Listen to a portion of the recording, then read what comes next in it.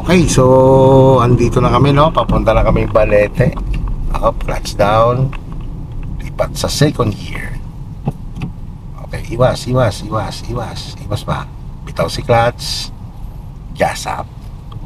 Yan. Okay, straight lang. Pakiramdaman ng tricycle. Yan.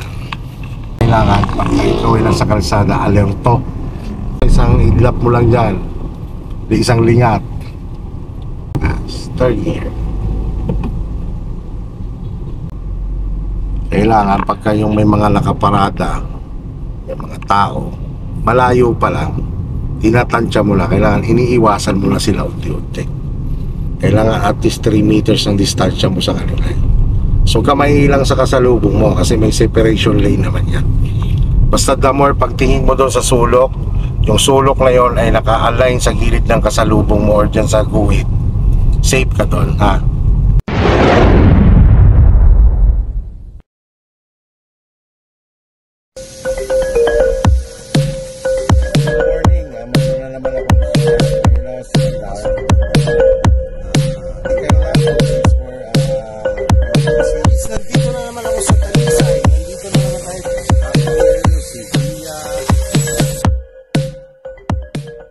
Observe mo dyan yung mga galing Maynila. Yan. So lipat ka sa second gear. Clutch down. Yan. Clutch down ulit. Yan. Nakaalalay sa brake. Nakaalalay kay brake. Stop. Left view. Lagay sa first gear. Yan. Itarap. Second gear. So huwag ka masyado mag-focus na gumilit. Ibig sabihin, igitna mo lang talaga sa sakyan mo para hindi ka mag-overshoot yan sa kanan mo. Third gear. Sporty lang ang takbo natin, ha? Sporty lang, mapapasarap. Tawa-tawa naman, eh. Parang napahibig ka, talunan dito na tayo sa kalsada. Relax mo lang sarili mo. Hindi mo kailangan dyan kabahan. At hindi ka matutulungan yung kaba mo yan. Yung kaba na yan, labanan mo yan. Interesado ka mag-drive, samahan mo ng lakas ng loob. Ganyan lang takbo. Naman natin kailangan magpabilis. Lalo na residential naman to. Tapos dito kasi, ang sitwasyon ng kalsada na yun, hindi lang natin ramdam, pa-downhill ito. So hindi advisable na nagdidiin tayo ng gas dito. Katulad niyan, di ba, malayo ang pagitan mo dun sa unahan. Manatili ka pa rin sa speed limit, yun lang ang dapat takbuhin muna natin. Kahit ilagay mo yan sa fourth gear, lagay mo. Yan, lagay mo. Oh. Huwag ka lang magagas. Kumbaga kahit di mo yan gasan, tingnan mo, nasa 40 pa rin siya, di ba? Tapos yun, aralin mo lang kasi napapansin ko, lagi kang gumigilid sa kanan. So aralin mo na maigitna mo lagi ang sasakyan mo. Yan, katulad kahit may kasalubong ka, huwag kang maiilang, huwag kang kakabig ng sobra sa kanan. Stay on your lane ka lang. Layuan lang tingin. Yan, pag bumibilis, walang kinalaman si clutch, ha. Pag bumibilis, bitawan mo lang si gas. Ang paa nakantabay kay brake. Yan, lalo na pag lumalapit ka dyan sa unahan, katulad niyan, ang paa mo na nakantabay, walang kinalaman mo na si clutch. Alalayan mo lang siya ng brake para hindi ka dumikit sa kanya. Alalay pa. O, so bumagal siya, bawas ikaw ng gear, lagay mo sa second gear. Yan. O, huwag ka magagas. Alalay pa rin sa brake. Para hindi ka dumikit sa kanya. Yan, ganyan lang. Diba, nagpe-freewheeling ka lang kasi mabagal yung nasa unahan mo. Sige, bitawan mo ngayon si brake, bitawan mo si clutch, pero huwag ka magagas. Yan, huwag ka magagas para hindi ka dumikit sa kanya. Pag lumayo siya, yun, gasan mo lang bahagya. Kung in-expose ang sarili mo sa ganitong kalsada, paano mo mawawala yung kabang yan, di ba? Exposure ang kailangan dyan, eh. Yan lang, huwag ka maiinip kasi hindi pa tayo fit para dun sa pag-overtake. Huwag maiinip, sundan mo lang yung tricycle. Yan. Mawawala lang sa saunahan mo, o gas up ka ng konti. Sige, gas up. Gas up ng konti, o third gear. Sa third gear. Pero wag ka pa rin magagas, ha? ang paa mo dahil pa curve siya, pa downhill, ang paa mo nakaantabay pa rin kay brake. Yan. Focus ka lang sa pagliko. Pag bumabagal, bitawan mo si brake. Iliko lang. So, paahon o balik ka naman kay gas. Gas naman ikaw. Pag ramdam mo sa sasakyan mo bumibilis, bitaw sa gas. Nakaantabay ang paa kay brake. Pag bumagal, balik ulit kay gas. Tapos may timing ang pagdadagdag ng gear.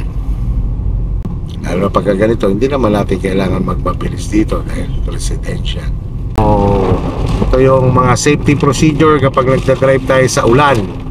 Siyempre, kailangan huwag tayong tututok, huwag tayong magpapatakbo ng mabilis. Kung 40, less ka pa sa 40. Sa brake, ang paa mo lang sa brake lang, no? Pag bumibilis, alalay sa brake, alalay lang. Huwag ka mag-focus sa kasalubong mo, ha. Okay, bitaw lang sa brake. Yan. So hindi siya advisable para mag-gas. Hindi mo, kahit hindi mo gasan yan. And dyan, tama lang yung ginagawa mo kasi nag-a-adjust kasi yung kasalubong mo gawa lang may ginagawa sa side nila. Kung intindi niya nasa likod mo, kung napabagalan siya sa'yo, di umula siya. Huwag magagas. Ramdamin mo lang naman yung galaw ng sasakyan. Bumagal o gas ka ng konti. Pag yan inagasan mo ng konti, nabuhilo na ulit yan, bitawan mo na ulit si gas.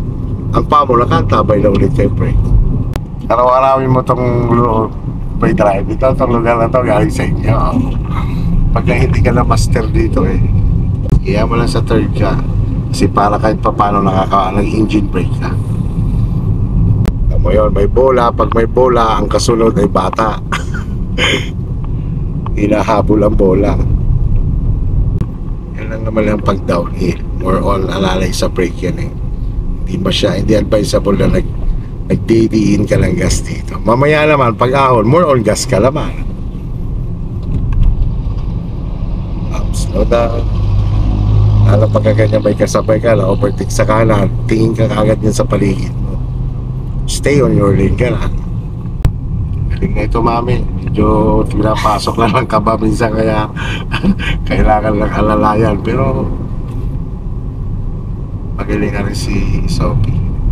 Kailangan kasi ng driver gamit yung pakiramdam. Yan yun kailangan ramdam mo yung galaw ng sasakyan mo, ramdam mo yung bilis ng sasakyan mo. Nalekta mo na biglang tatawid. Huwag ka magugulat sa galaw. Sa halip, maging alerto ka lang. Sa una natin, di mo malaman kung titigil o yan, maging alerto ka sa kanya. Yan. Huwag kang didikit. Pagkaganyan naman sila sa lubong ng linya mo, ang gawin mo lang, slow down ka lang. Yan. Pag mabagal na ulit, konting gas. Tapos bitaw-bitaw lang. Para ka nga nagdadrive ng automatic ka. Pagtingin mo na lang na hindi na kaya ng gear mo, yon. Pag kailangan magbawas, doon mo gagamitin ngayon si clutch. Sige, gas naman, kasi medyo ahon siya, gas. Yan. Yung palusong naman mamaya. Yan, gagamit tayo ng second gear dyan mamaya Yan, ganyan ang movement ng kamay. Bumibitaw lang pagka yung nagkukulang na sa kaliwa, sumusuporta, bumibitaw na ang kanan, sumusuporta na patulak. Otong sa